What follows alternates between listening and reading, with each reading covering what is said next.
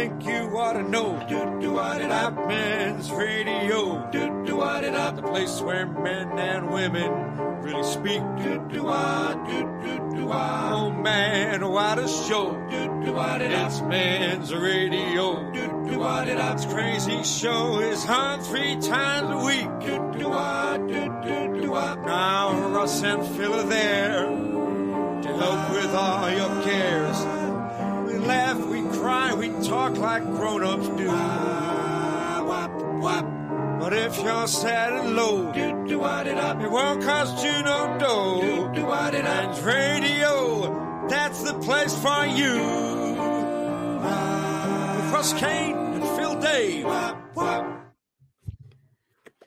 You're jealous, aren't you? You're jealous. You're jealous. First Friday of the new year. This is exciting. I mean, it's not obviously the first Friday because the first Friday of the new year was last Friday, but this is the first Friday show. Drunk. Who knows? It's the first Friday show of this year, isn't it? Okay. Elizabeth Green, here I am in the dark. Darling, aren't we all? Let's not kid ourselves. We're all in the freaking dark. Energy bills are through the roof. Chrissy Richards straight in there with the weather report. I get all the news I need from the weather report. Name that song and name that album. Chrissy Richards in the south of Spain. Hi, boys. Cold and foggy here. Elizabeth Green's in Manhattan in New York. Linda Dave is in Toronto. Made that bit up. I have no idea. Close enough. Yeah. Hertfordshire. Oh, Costco. I thought it said Toronto. And Robert Van Buren. Hello, Russell Phil. Shall we get on with our guests? We don't normally have guests on a Friday, but this was special. And it's something very close to my heart and something which scares the living daylights out of me. We go, by the way, we've gone New York, south of Spain, and now we're going to Houston, Texas. Morning, gents. I'm in the dark, too. Just before we go... I don't think Julie speaks like that, but okay. That's in my head. And when we meet, we're going to... I think we're going to a comedy thing or something. Well, funny that.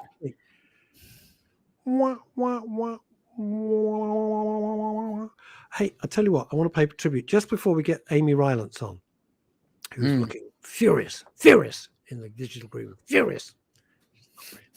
I want to pay tribute very, very quickly. Lisa Marie Presley, what's all that about? For God's sake, far too young, heart attack, never got over the suicide of her son. How would you? Heart goes out to her. God, our work is never ending. And on a personal note, to my rock god, my rock hero, I met him just once by chance. It was a small birthday party. I looked across the room and thought, can't be. But it was the legend. Yeah, everywhere and nowhere, baby. That's where you're at. Walking around the hillside in your hippie hat. You know why he did that song? We're talking about the great Jeff Beck, the greatest guitarist of all time. Sorry, better than Jimmy Page. In a different league to Clapton, who's completely overrated. Sorry, that's my view. Jeff Beck, the greatest. Caught meningitis and boom, went like that. Unbefreaking-leavable. A great loss to the world of music. He had so much more to give. His tours with Johnny Depp were fantastic. And he was such a charming man. He only put in Hi Ho Silver Lining. They needed to fill an extra track. They'd done the album. Didn't know what to do. So they're just mucking around in the studio. Came up with that complete bit of nonsense. And of course, it's every party anthem, which is like the least Jeff Beck thing ever. Let's get on to our very first guest, ladies and gentlemen. All over the world, in Texas, in New York, in Spain, in London, up in Scotland, Amy Rylance. Hello, Amy. Hi there. How are you? Yeah, well, good, thank you.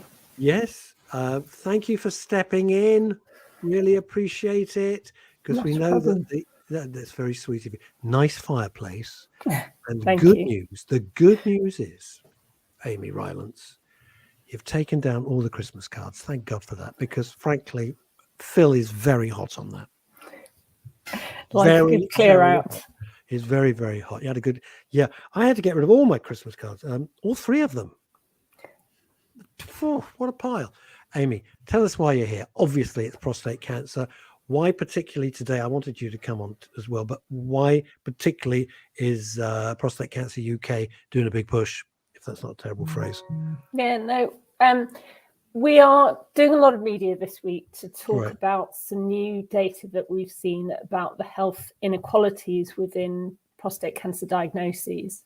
Okay. So there's a couple of kind of key stories within that. The first is that when we look at who's diagnosed late, Sorry, say that again. When we look at who's diagnosed late, sorry. And when I say late, what I mean is at stage 4. And that's worrying, because that's the stage where cancer is no longer curable. Jeez. And what this research shows us is that we can see a really different pattern in different parts of the country. So if we look at men diagnosed with prostate cancer in London, just 1 in 8 men in London are diagnosed with advanced disease. But as we move north in the UK, actually that risk of being diagnosed too late goes up. So in Yorkshire and the Northeast, it's 1 in 5 new diagnoses comes advanced disease. In Scotland, it's actually a shocking 1 in 3 new diagnoses. Christ. 1 in 3. So, okay, is this, Amy, is this just a simple, I don't say simple lightly, but what I mean is can it be attributed to deprivation? People always say that everyone in the country is so London-centric. Does that mean we just don't bother with the rest of the country in quite the same way? So it's a really good question. It's interesting because we can also see a pattern related to deprivation. So we can see that men in more deprived areas are more likely to be diagnosed late. And why, Julie, why, Amy, I'm going mad. I'm looking at Julie's voice. I'm so sorry. Why is that? Why? So what we can see is a very clear association with the likelihood of a man having a PSA blood test. Right. So in areas of the country where men are likely to have a PSA blood test, they're also likely to be diagnosed whilst the cancer is localized. As the likelihood of a PSA blood test goes down, so does the likelihood of that cancer being diagnosed early. How often now you've reminded me, and I feel terrible, 2 things. One of my Twitter pals, when I announced that you were coming on the show, tweeted his brother's just been diagnosed prostate cancer at stage 4. Yeah. So that was a lovely start, along with other things this morning. I used to.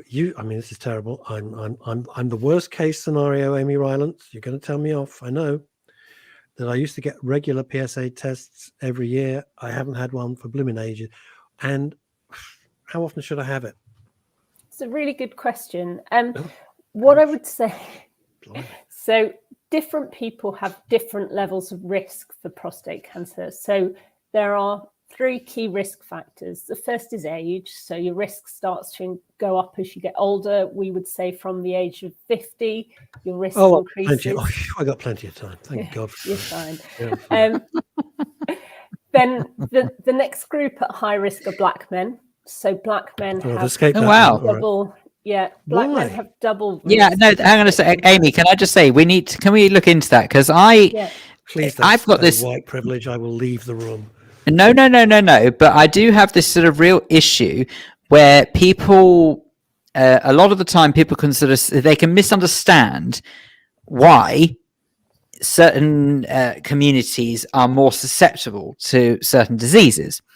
And a lot of the time, people say that it's due to the neglect of those communities. In other words, they don't have access to the same healthcare as everyone else.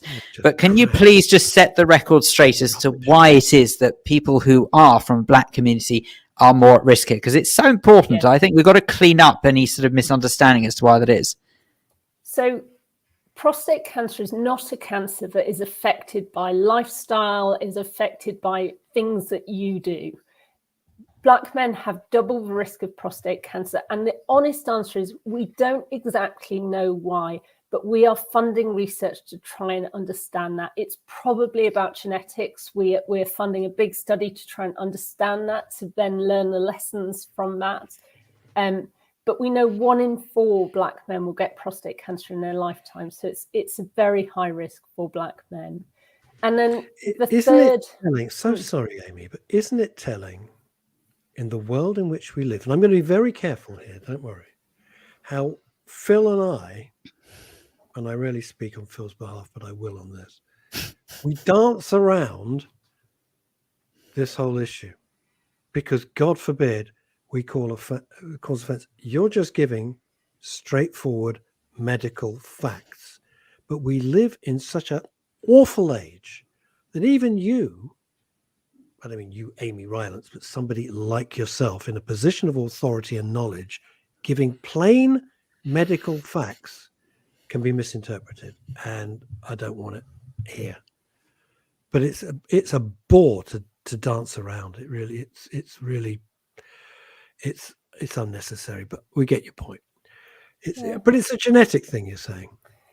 Yeah, we don't know entirely the reasons, but we are trying to find out the reasons. What we can talk about is facts, and we can talk about the fact that black men. But it's not a life. It's nothing to do with lifestyle. It's not smoking and lifestyle. booze and everything else I'm guilty of. No, not at all. Okay, interesting. Because it took, by the way, Amy, the reason I'm so invested in this is it killed my father. I watched him go through. Bless you. Yeah. It was 23 years ago now, and I watched him disappear in front of my eyes. This is not something that's theoretical to me. Yeah. So when you guys were offered, I grabbed it because it means a lot to me. Yeah. Watching anybody die slowly is awful. When it's your dad, it's bloody awful, obviously, and when it's non-recoverable, it's just makes you full of despair. So anything we can do, what can we do? What's your advice to try and get on top of this? Because you don't want to go to the doctor and say, by the way, you got stage 4. How long have I got? Well, how long's the bus? I mean, you don't want that. So what can we do? So I'm really sorry about your father. This, it is what it, Amy, it is what it is. It's life. You just suck it up.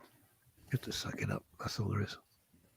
I think what you're talking about, though, is really important, because the third key risk factor is actually your family history. So if your dad or your brother has had prostate cancer, then your risk of prostate cancer is significantly higher. I'm doing great, because my grandmother and my mother both died of Alzheimer's. My dad died of prostate. It's a lottery, isn't it? And people say, why do you live at 1,000,000 miles an hour? Because one of them's going to get me. Well, there is actually some good news around family history and prostate cancer. There was a very comprehensive study published this month looking at family history and prostate cancer. And what it shows is that men with a family history are significantly more likely to get prostate cancer. But when they know their family history, actually they are less likely to die of prostate cancer than men diagnosed with prostate cancer who don't have a family history. Why? Because they are catching it early. Because they know they are at risk, because they are then being more proactive about coming forward to talk to their GP and have a PSA blood test. So we have very clear recommendations for those men at highest risk. So for men with a family history, for black men, we would say we strongly recommend that you speak to your GP about a PSA blood test. And, you asked me the question earlier, and we've dotted around and I've not answered it, but how regularly, how often should you have that test? Yes, indeed. And well remembered. It's a slightly tricky one, because there isn't clear evidence that says, do X amount of time. What I would say is generally prostate cancer is relatively slow growing, so it's not something you need to do every couple of months. For higher risk men, we would say every year, roughly, you're more likely to remember it if you think, oh, well, April's the time I do my PSA test. It's a day out in my life. Yeah. I think I'm joking. Of course, one of the biggest problems, though, is it's all well and good to say that men should get themselves tested every year, but heaven knows that there are enough issues now trying to get a doctor's appointment for someone who actually has an ailment that they want to get treated, let alone something that's potentially just preventative. Now, I say just preventative. Of course, I dare say that if most men did behave in the way they should do in terms of getting their PSA test on a regular basis, actually, it would probably cut the work inflicted on the NHS. But of course, trying to make that crossover between trying to get an appointment for something that is preventative versus something that actually is tangible, in inverted commas, it's going to be tricky, and it will put a lot of people off. Got to jump in on Amy Rylance's behalf. You know? Yes, I do. Stand by. I've good news for you, Amy. You're earning the show fee, and you don't even have to do the work for it. Go for it. Take it away, Russ Kane. Thank you, Mr. Phil. Here's the thing. I have more blood. God knows why. I'm in a guy's hospital. I'm like a dartboard in the local pub, and I'm always getting blood. God knows. But then, of course, you never hear, do you? You never hear. So I now work on the basis that I have all the blood tests, and if I don't hear, I could probably buy some green bananas and get away with it. If I do hear, it ain't going to be great, right? So that's the whole thing here. This is Lloyd Beanie, who is like absolutely one of my best pals forever. I'm on a train, regrettably can't get a good signal. Shame, as this is a topic on which I could actually contribute something sensible. Yes, he could. It was an epic. Maybe Lloydski will get you on separately. By the way, Amy Rylance, slight bone to pick with you. Okay. Slight bone. I've reached out so many times to Prostate Cancer UK. We would love to do more with you at Men's Radio Station. We'd love to be joining up with you more and doing joint projects, or you using us as your platform. Great. Silence. Yeah. I believe this is how we say in the profession, putting you on the spot. Oh, Okay. bloody No, right. no. Bloody right, because you don't get answers. You don't get answers to emails. Sod it. So I'm gonna- let me do my bit and You I'll work your explain magic, it. Amy. Come Yeah. on, work your magic. You got a fireplace there. It's a start. So what I would say, what I want your listeners to take away from this discussion is that we came on this week to talk about late diagnosis of prostate cancer. Early prostate cancer, it's really treatable, it's really curable, it's one of the most treatable cancers. But the tricky thing about early prostate cancer is it doesn't normally have symptoms. So a lot of cancer messaging is about, know your body, look out for the signs, symptoms. Early prostate cancer doesn't normally have symptoms. And for that reason, men need to understand risk factors. So and I'm not being silly, Amy. You don't just feel a bit off, or there's just nothing. So early insidious prostate and cancer, you wouldn't know you have it. And so we have an online risk checker that helps you to understand your risk factors, helps you to make a decision about what you can do if you are at higher risk. And we are really keen that men, all of those at-risk groups get that message, understand that. We're really keen to work in partnership with people who can help us spread that message. So bringing back to your question, your challenge, absolutely. We want to get that message across. We want men in the UK to be able to make their own decision about what they want to do about their risk of prostate cancer, because we don't currently have a screening program. The NHS isn't going to reach out to you and say, do you want to come for prostate cancer screening? They're just hoping we all go away. Let's be honest about it. It's like, unless you've just been hit by a Sherman tank, please don't call us. Can I just say, though, as well, something, this is important. This is an important subject to me as well, my family, because my father has had terrible, he spent a massive part of 2021 with terrible prostate problems that I don't need to go into for the sake of his dignity. There was including sort of some suspicious stuff going on in there as well. He's fine now. He had an operation without being too graphic, to basically remove any parts of the troubled prostate that was giving him jip. So luckily that's all sorted now, and he's under regular observations. However, when COVID came along, and for whatever reason, the NHS turned into a COVID service rather than the NHS service it's supposed to be.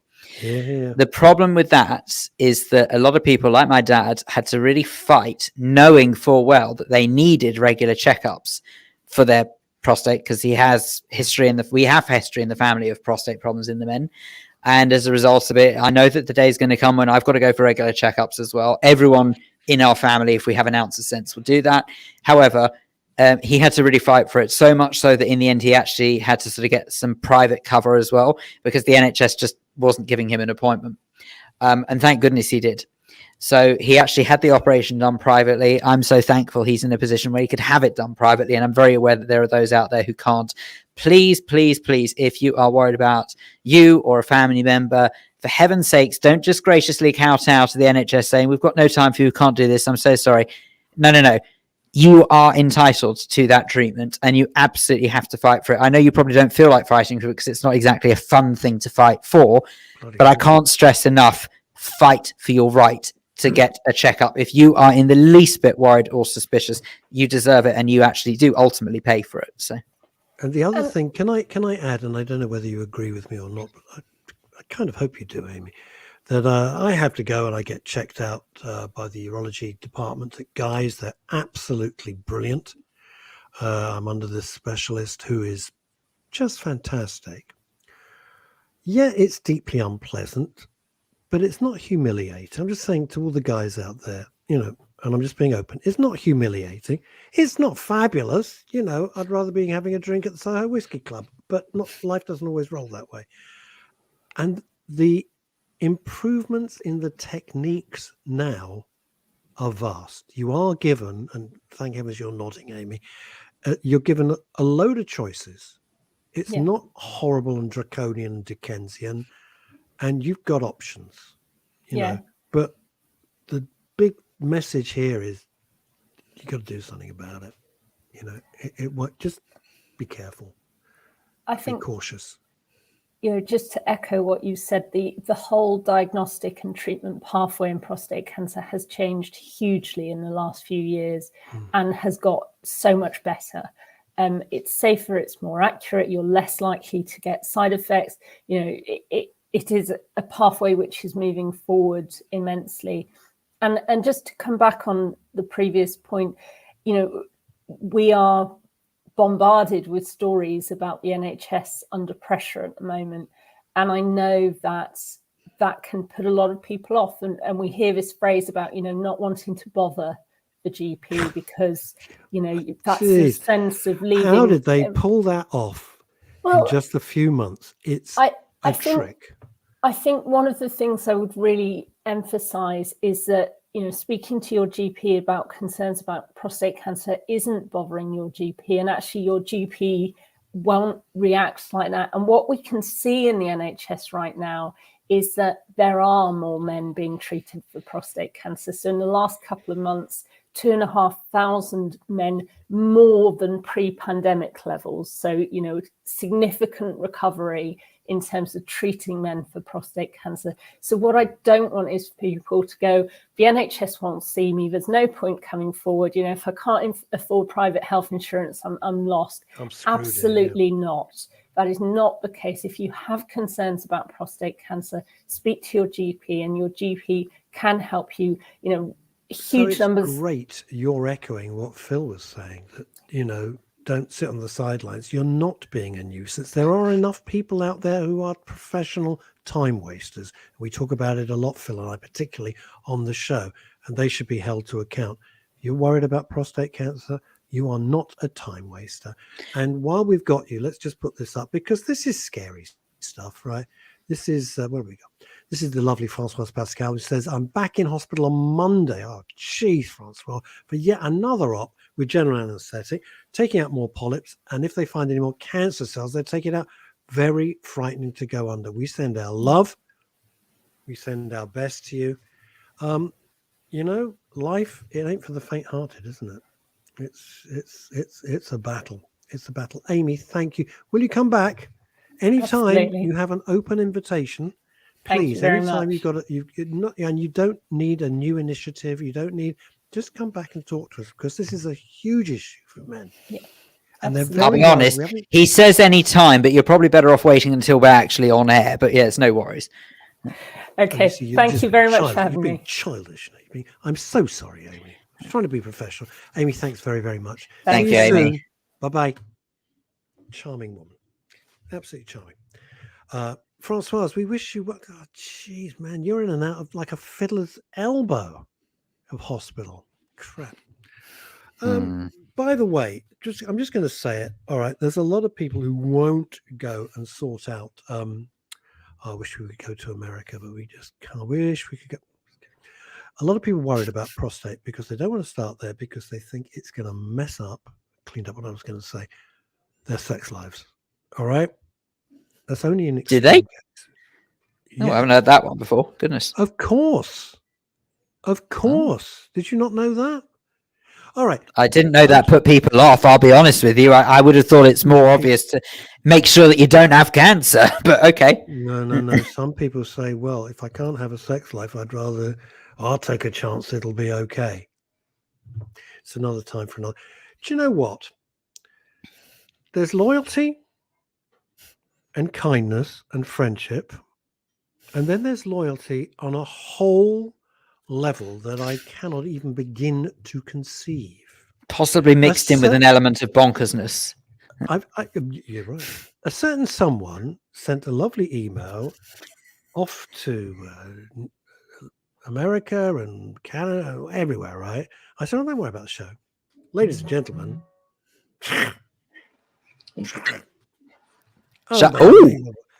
Look, now that looks very swish. Where are you? Love that. You're in Donald Trump's house. You're in Dracula's castle going on there. Love it. I'm in the Hammer House of Horror. Oh look, there's Peter Cushing just coming up behind you. Well, you're in Melania's dressing room. What are you doing? It feels a bit like it. Well, hello from Hollywood.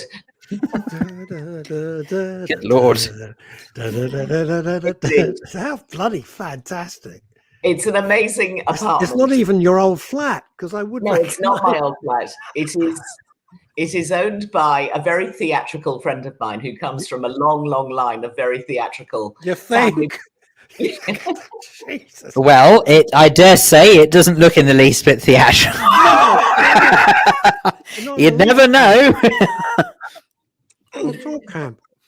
It's as camp as Christmas. It's absolutely fabulous. I am surrounded by gargoyles and sort of weapons. That's just the people with the facelifts in Hollywood. There's a whole suit of armor, a whole metal suit of armor next to me on my right, which you can't see. I mean, the place is completely bonkers, but very Hollywood.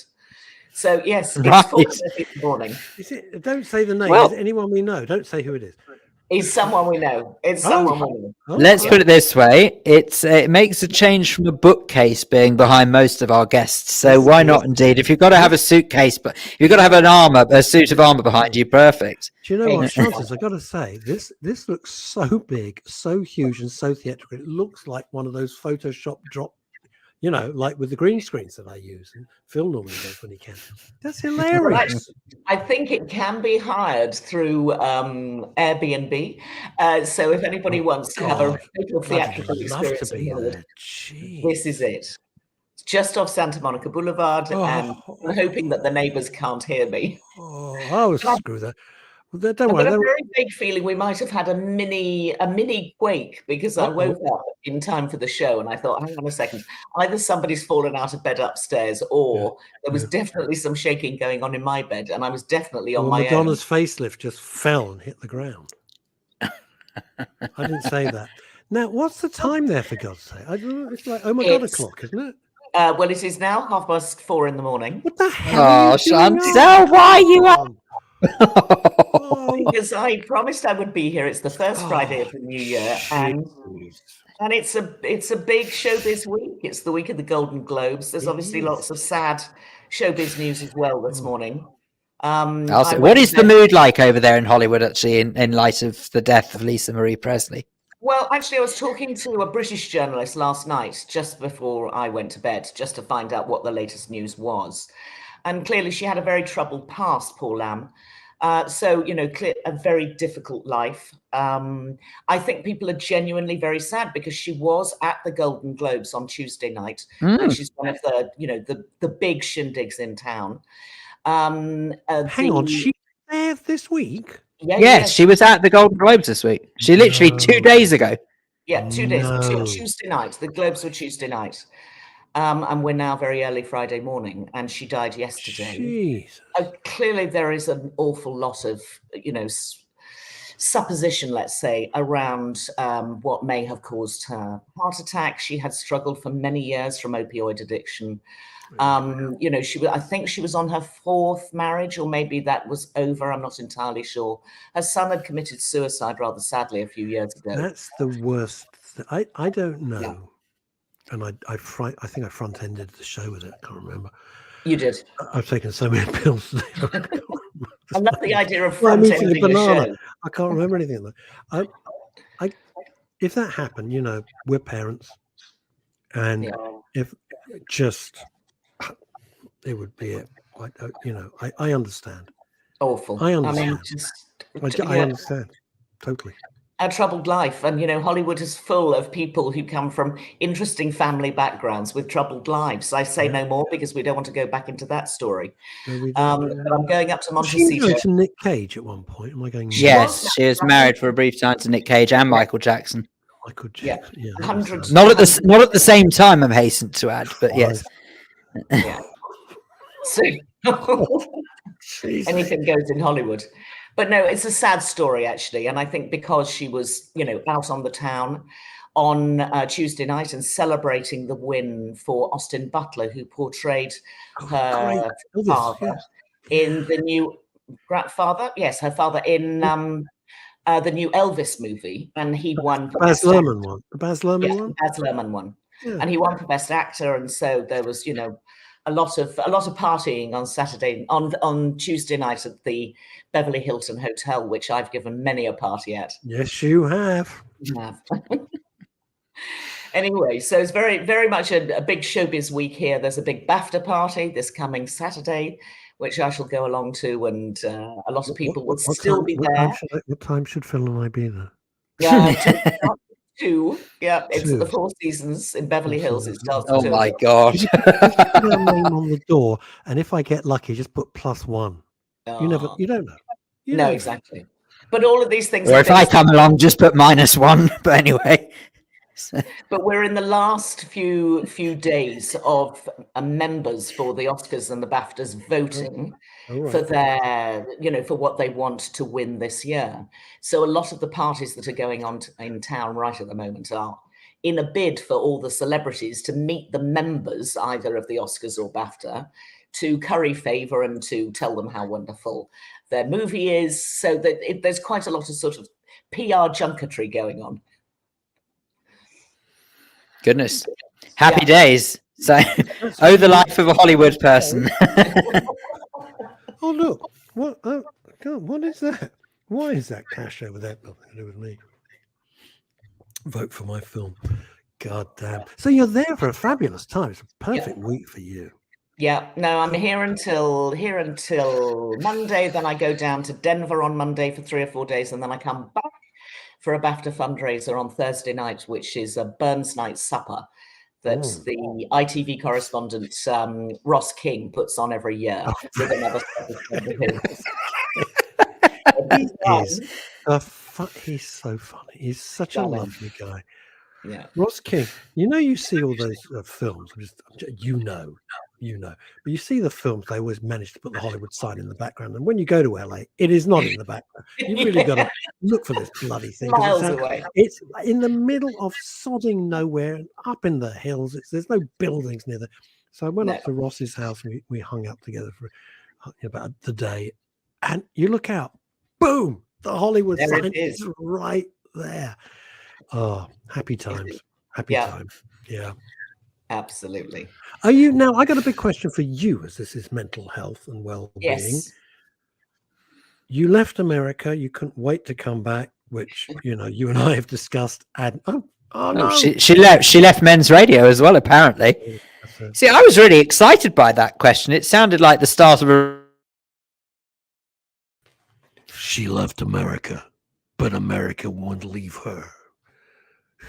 And now she left Men's Radio. Extraordinary. Gina Carano is Chantel. You do have to work on your questions, honestly. How can you offend Chantel like that? Seriously. I was just going to say, all of it. Well, there she's back. I didn't think that was that rude. Was it something she said?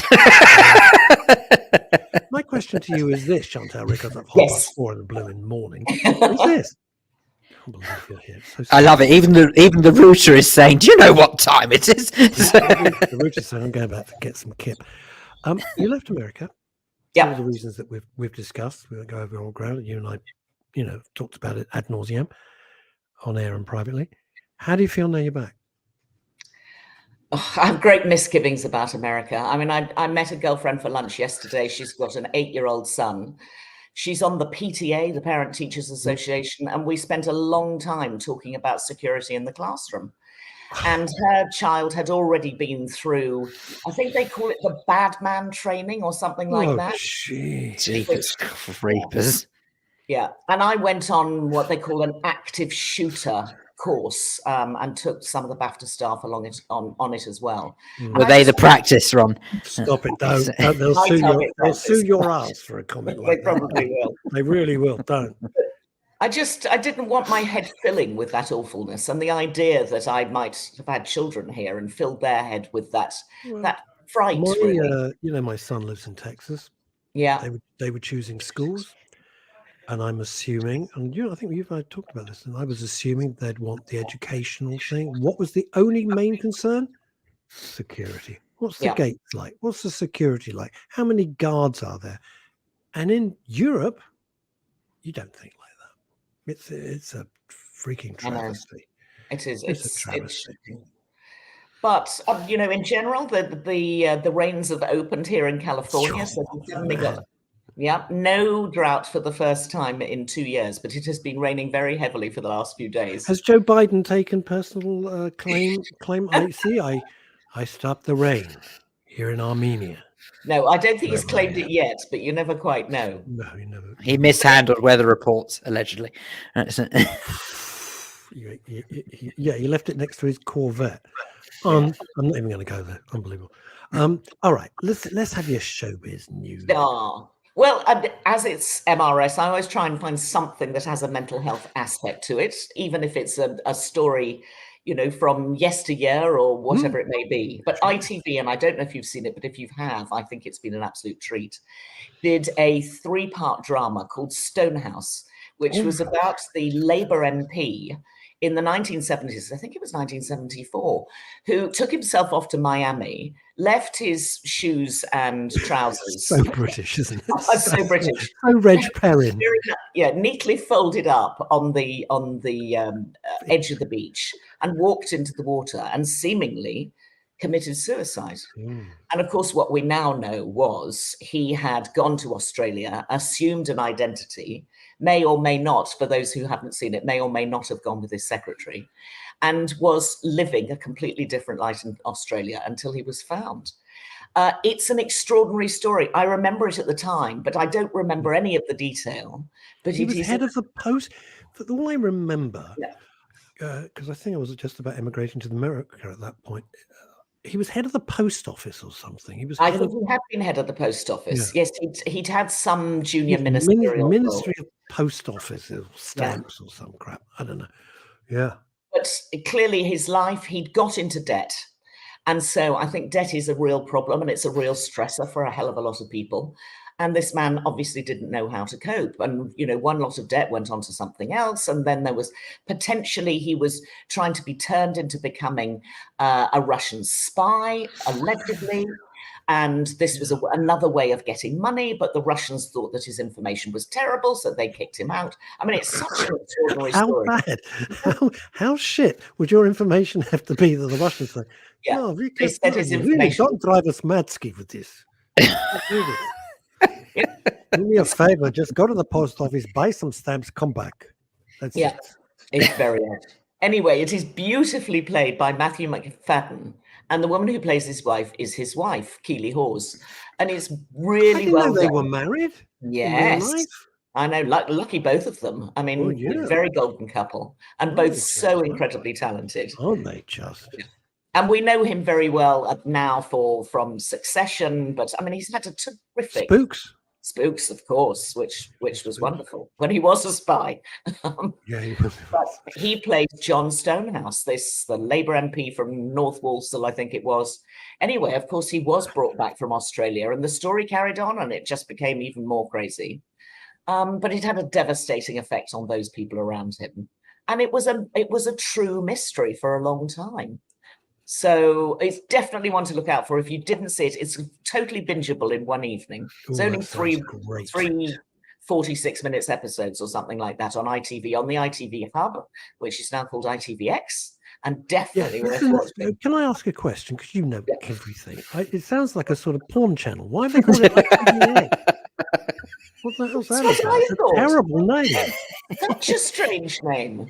I don't know why they called it ITVX. So there's someone that I know who knows someone who was involved in the creating of ITVX, and he highlighted. I'm not joking. Highlighted it to them, Yeah. and said, Yeah, this is going look, do you realise that people now think this is a pornography service from independent television, right?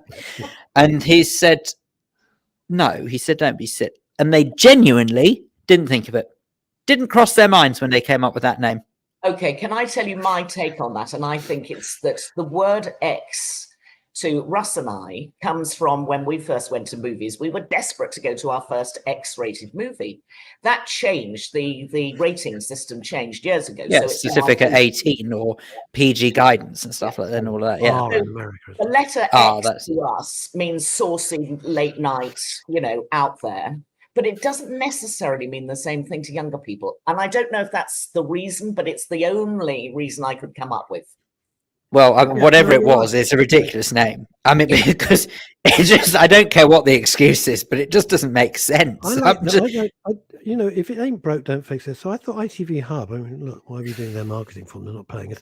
But ITV Hub made sense. It was the hub of all things ITV, which spiraled out of it. Made sense to me. Anyway, the hell knows.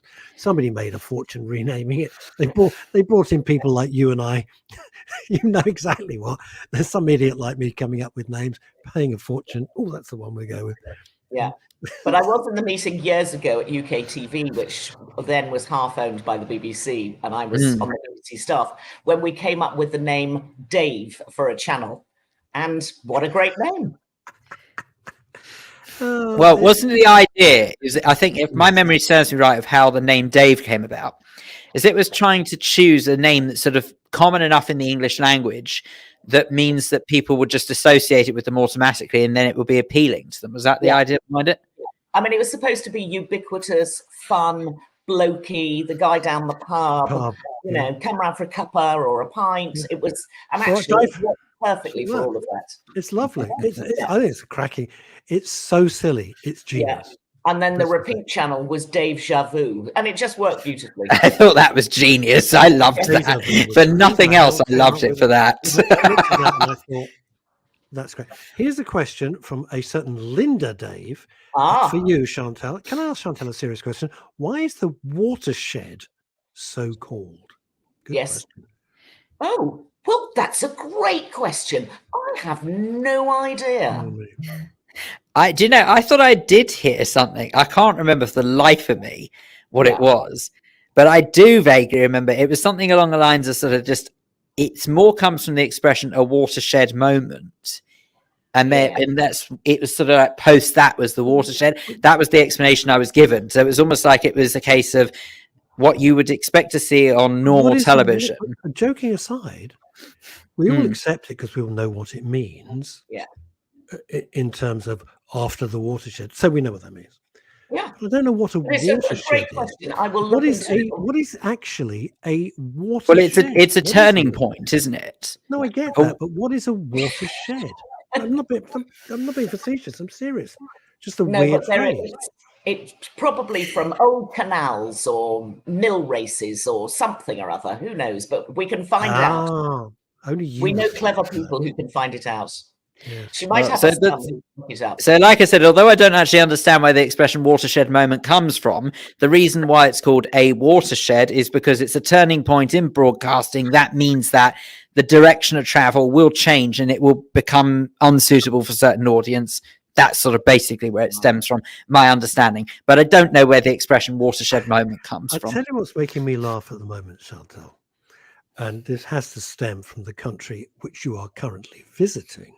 Yeah. In some grand style, is that when I'm watching movies, like it's a thriller or it's a gangster movie, and it says the warnings come up. So warning, sexual content, okay, violence, okay, scenes of this, that, and the other, and, that smoking. I'm just like, you just blown somebody's head off with a 12-gauge shotgun, Remington pump action. Somebody's smoking. Oh my God. It's so weird, isn't it? So weird. It is weird. I mean, I find it slightly strange when they when they have a trigger warning at the beginning, something along the lines of warning contains scenes of a sexual nature, and it's before Basic Instinct. No kidding. What the hell's the point of these people? Someone pays money to come up with this stuff. Exactly. What else is going on in the great Hollywood land? Well, I thought I'd come straight back home because whenever I come to America, I always miss home. And there's nothing more like home than Happy Valley. Do you really? Yeah. Oh, isn't it coming to an end? It is. It's coming to an end. I'm very upset about it. We are now on the very final season, which is actually only season 3. You'd think, God, this show I've never seen it. Is it good? Oh, you've so missed a trick, and you ought to go back to the beginning and start all over again. And they're all there on the BBC Player. It is a wonderful, wonderful. It's very northern. It's very. Oh, it's very northern. Well, it's very Peas and authentic. faggots. I'll be left out of it. Peas Look, and we've got an faggots. answer. Definitely We've got an peas and answer. faggots. Watershed. In geography, when two adjacent rivers meet, one sheds into another at the meeting point. The phrase has been adopted by the media. Two audiences become one. Just in geography, when two adjacent rivers meet, one sheds into it. Thank you, Rosemary Jessup, and your horses. Thank you. Excellent. Well, we've learnt something today. So so you're missing Happy Valley. Happy Valley. So you've got to watch Happy Valley. It's written by Sally Wainwright, who also wrote Last Tango in Halifax, and she bases a lot of her dramas around that bit of West Yorkshire, which is sort of Halifax, Hebden Bridge. It's so authentic for the place. The language is authentic. The accents are authentic. And the woman who is the heroine is a cop, Sarah Lancashire, who is just one of the best actresses that we've got in the UK. She's the local sergeant. She has a very troubled background. Of course. Indeed. Her daughter is dead and has been raped by a man who is in jail, James Norton. She has a grandson. Oh, you can't do that to James Norton. He's yes, a holier than thou figure, and now he's for God's sake. He's a very he's a vicar. Character. You can't have anything happening to James Norton. Well, he was. He's not now, sadly. But he's a vicar in my head. Yeah. No, but he used to do the he was but he was in Grantchester, but unfortunately he left it. I've not watched it since he left. It's not been the same. No, I haven't watched Grantchester since he left. He was a brilliant character in that. He was okay. He was good. Yeah, but he plays a really evil human being in Happy Valley. And you know that there's going to be some great moment where the Sarah Lancashire figure and the James Norton figure come together. And this is series 3, or this is the first one? 3. This is the last. This is the new one. The third series. Okay. In fact, it beat in the ratings that other program that was on telly on Sunday night that you probably don't want me to mention. No, thanks. No, but interesting that with all the publicity. Second of that shit. That's all I got to say on this subject. Well, I'm going. You know what they're saying? I wrote the other. They're saying, it's done these sales for the best non-fiction. I went, define non-fiction. Just left it at that. Whoa. Too shameless, your pussycat. God, what a load of bollocks. Well, I'm going to Montecito on Sunday night, so if I pick up any scuttlebutt, I'll let you know next week. Please. Apparently, I'm just putting this out there. It's already available to download for free as a Kindle book. No, really? Somebody, can I tell you how apparently leaky, can't get rid of it. Chances, can I tell you how leaky this is? Yeah. Somebody, well placed, sent me a thing, and I said, I'm not going to say anymore. And I said, well, what's this? They said, it's the book. No. They sent me a PDF of the end. How could that happen? I'm not going to even open it because I don't care. Hello, Martha, the greatest man, Mr. Gonzalez Bias, all the way from Poland. Hi, Martin. What a lovely man. So you're going to say all the way from Brazil when you're going on like that? What the hell are you talking about? Would you wish my cousin happy birthday? It's so unprofessional. I don't care. Could you just wish my cousin Fran a happy birthday? Oh, well, happy birthday. It's her birthday today. We can have a party. Let's have a party. Happy birthday, Fran. I'm just thinking, my cousin in Hollywood, she wouldn't leave the room. She'd go, I can't go out. I can't go out. Oh. It'd be hilarious. I'd love to drag her out there one day with you. It'd be hilarious. We'd have so much fun because she'd be in shock. She'd be in shock. Friday the 13th. We all need cheering up. So after the start to my day, we do. Anywho. So Happy Valley. Happy Valley. Okay. Yeah. And then they're trolling out all the great British actresses at the moment on telly. And ITV have given another belter, a 4-parter called Without Sin, which is very well done. The actress in it is that fantastic Vicky McClure, who is normally that we recognise from. Is she H? She's H. Well, she's not H. Well, we don't No, think but she could H. be. We don't know. She could be. So she plays cops extremely well, but this time she's not a cop, but she is trying to find out who is the perpetrator of an awful crime. And she plays the part, in fact, of a taxi driver. But at the very beginning, she and her ex-husband both go to jail to meet the man who was supposed to have murdered their daughter. Oof. And one of those prisoner meeting events where, you know, one of those sort of justice meetings where you get a chance to talk to the perpetrator of a crime and they get a chance to talk to the victims who are left behind. They go to this meeting. This all happens right at the beginning of the program. And at that meeting, even though he's been convicted of a crime, he says, I didn't do it. And this is the reason I can tell you, track down this person, track down that person, and track down that person. And she takes him not at his word because she thinks that it's all a hoax and she's furious that she's been got there under false pretenses. Yeah, sure. But actually, it's a great premise for the start of a really good thriller. It's 4 parts. It's on ITV. It's called Without Sin. Tell me this. McClure is great. Tell me this. Vicky McClure plays a taxi driver. Is there a scene, please tell me, where she goes, you talking to me? And I don't see anybody else here. You talking to me? Because otherwise I can't watch it. Oh, she's fantastic. She is just terrific, isn't she? She is. Yeah. She's just got it. I don't know, whatever she's in, it's 3-dimensional. She's just got it. Yeah, and she is the lead character. I mean, she now is very much being given parts where she is the lead actor in her own television series. So deserves it. You know, and there's other actresses. Am I allowed to say actresses? Do I get shot? Yeah, you can say I don't know what I can say. I don't know what I don't care. Doesn't wind the me up. one who was in that submarine thing that you really loved. Yes, Nicola Walker. No, Nicola Walker's my favourite of all time. She's the okay. best. I'd faint. If I met Nicola Walker, I would faint. Literally. Nicola Walker was in a submarine thing. I'm sure of it. No, it was the other one. Phil, you like the actress. Got a face like it was like miserable. And she was stuck in the torpedo tube. She was. It was cool. I forgot.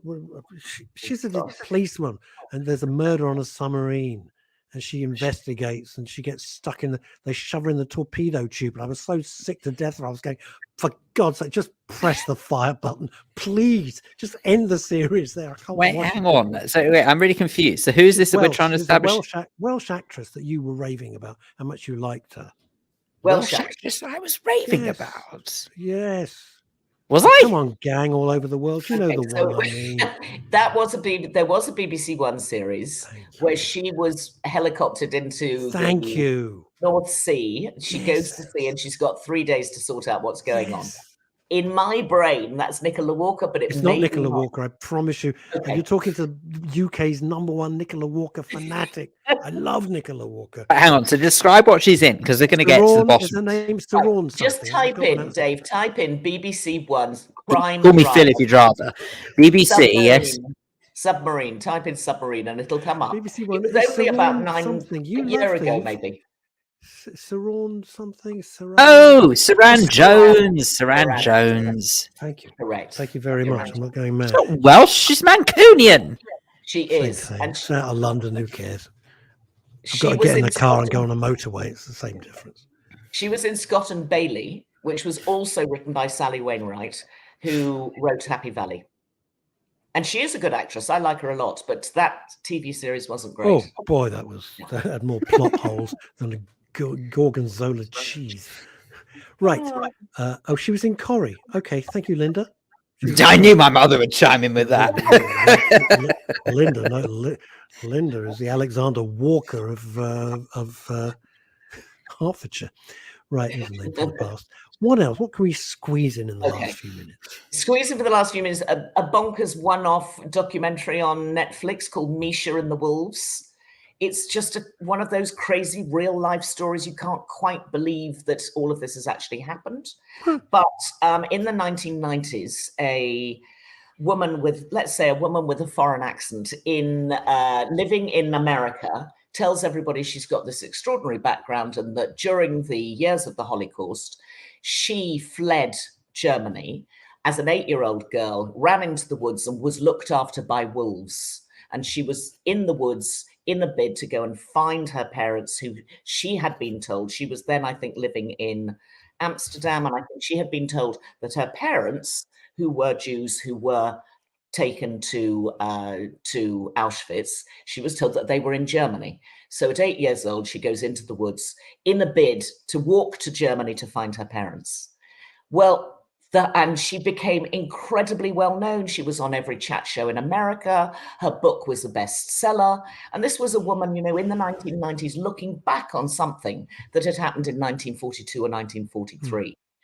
But the whole point is, none of it was true. No. Who would have seen it coming? Not a word. Raised by wolves. Where? Bermondsey. Really? Yeah, just by the kebab shop. Whole pack of them. Looked after me for years. It's an absolutely crazy story. And it's really worth watching. If you want something, if you like that idea of there's noughts so queer as folk, this is absolutely that thing. But do you know what I liken that to, Shantas? I'll tell you what I liken it. We can laugh at it and go, bloody ridiculous. Who's going to be taken in by that nonsense? The woman who's now serving 12 years in prison, that the Theramin, the blood. Yes, Theranos. Yeah. Theranos, that awful group. Elizabeth, what was her name? Oh, not Olsen, that's the actress. Yeah. Elizabeth something or other. Yeah. Complete just awful snake oil salesman of the worst order. Yeah. And you think, at least this woman just made up a story that was kind of sweet. Didn't con people out of billions of dollars. But people are just as susceptible. It's just on the scale, isn't it? It's just a question of scale. Yeah. Unbelievable. Bit crazy. Unbelievable, that is. Wow. Elizabeth Holmes. Thank you. Elizabeth Holmes, exactly. Elizabeth Holmes. Even her voice was fake. It's true. Even faked her voice. Jeez. I hate people with fake voices. I can't bear it. I like my own natural talking voice. Please tell me you're going back to bed now. I'm going to go back to bed. I knew I'd be awake around this time because when I do that terrible journey from London, I'm always awake for about 2 hours in the middle of the night. So I filled it well. Oh, and I should happily crawl back into bed for another 4 hours. Look, you go back to bed. Now, we are loving this room. Good. I've just got to go. I've got to do it. Excellent. Well, who's the interior designer, and did they keep the receipt? It's like an explosion in John Lewis and the Hammer House of Horrors. It's kind of it's exactly that. But I'll be here next Friday too, so I'll check in then and I'll tell you all about the Hollywood parties. Only if you can. Have a wonderful week in LA. You too. I hope it stops raining, because when it rains in Los Angeles, holy moly, it rains. Terrible. Nothing works when it's raining. Nothing. It's all it's home from home then. Perfect. Yes, as Chantal will agree, in England, we know how to drive in the rain. In America, because in LA, they haven't got a clue. It rains, they drive like lunatics because they don't know what the hell they're doing. Yeah. Terrifying. It's terrifying. Chantal, please go back to bed. Please. Bye, guys. Bye. Thank you. Oh, she's unbelievable. She is the greatest, bar none. The greatest. Absolutely. Heaven knows, even I take time off when I'm on holiday. Yeah, we've noticed. All right. Hashtag just saying. Anyway. How many people are going to call you Dave today? I'm loving it. Every time I do it, it's ridiculous. It's making me laugh. Look, it's my own fault for having I recognize a first name as a surname, but at the same time, you should just be like Prince or Lulu or something. Just have one just name. Phil. Just Phil. What's your other name? Phil. It could work. Who knows? It worked for Madonna.